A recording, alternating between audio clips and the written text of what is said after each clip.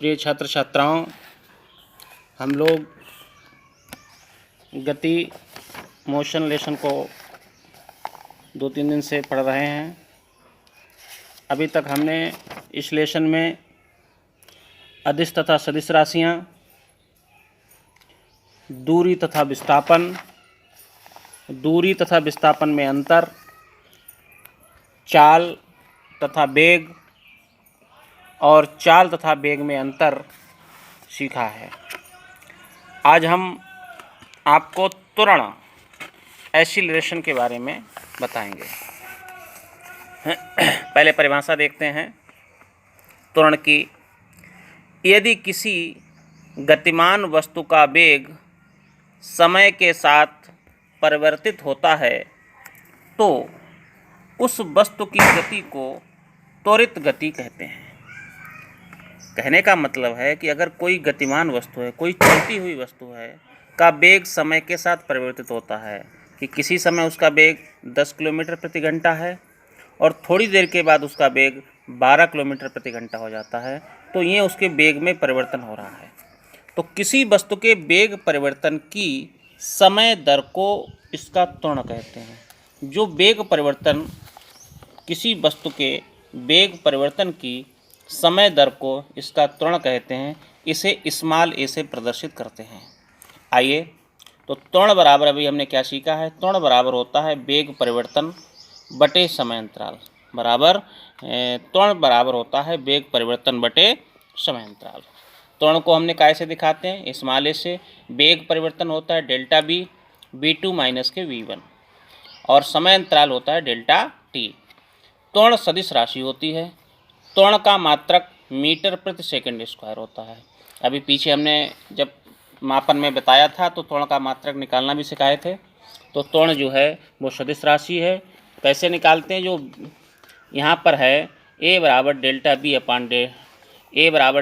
अपान delta T. त्वरण का मात्रक मीटर प्रति सेकंड स्क्वायर होता है। और यदि वेग में परिवर्तन ऋणात्मक है, अर्थात वेग का परिणाम घट रहा है, तब इसे मंदन कहते हैं। जैसे अगर किसी वस्तु की गति बढ़ती है, जैसे अभी आप 10 किलोमीटर प्रति घंटा चला रहे हैं, से यात्रा कर रहे हैं, फिर आपने 12 किलोमीटर प्रति घंटा की चाल से यात्रा कर रहे हैं, फिर 14 किलोमीटर प्रति घंटा की यात्रा कर रहे हैं, तो ये आपकी गति में त्वरण हो रहा है, यानी कि आपकी स्पीड बढ़ रही है। और अगर आपकी स्पीड घट रही है, यानी चाल घटती चली जा रही है, पहले आप 10 पर चल रहे हैं, फिर 8 पर चलने लगे, फिर 6 पर चलने लगे, तो ये आपके वेग में परिवर्तन होता है। यदि वेग में परिवर्तन ऋणात्मक होता है, अगर आपकी गति कम होती चली जा रही है, अर्थात वेग का परिणाम घट रहा है, वेग का परिमाण घट रहा है, तब इसे मंदन कहते हैं। अगर इसमें वृद्धि हो रही है, एक्सीलरेशन हो रहा है, तो इसको त्वरण कहते हैं। और अगर उसमें जो है ऋणात्मक परिवर्तन हो रहा है, परिमाण घट रहा है, तब इसे हम मंदन कहते हैं।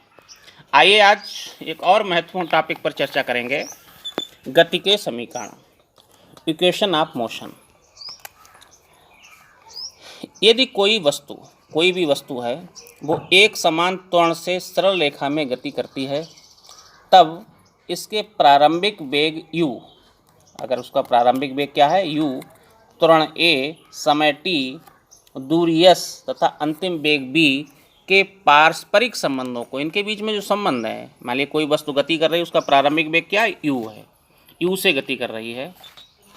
त्वरण क्या है, a त्वरण से उसमें वृद्धि हो रही है, उसकी गति में समय कितना ले रही है, t, और दूरी कितनी तय कर रही है, s, डिस्टेंस कितनी तय कर रही है, s, तथा अंतिम वेग उसका b हो जाता है। कि पारस्परिक संबंधों को 3 समीकरणों के रूप में व्यक्त किया जाता है। इन्हें गति के समीकरण कहते हैं। मुख्य 3 गति के समीकरण होते हैं।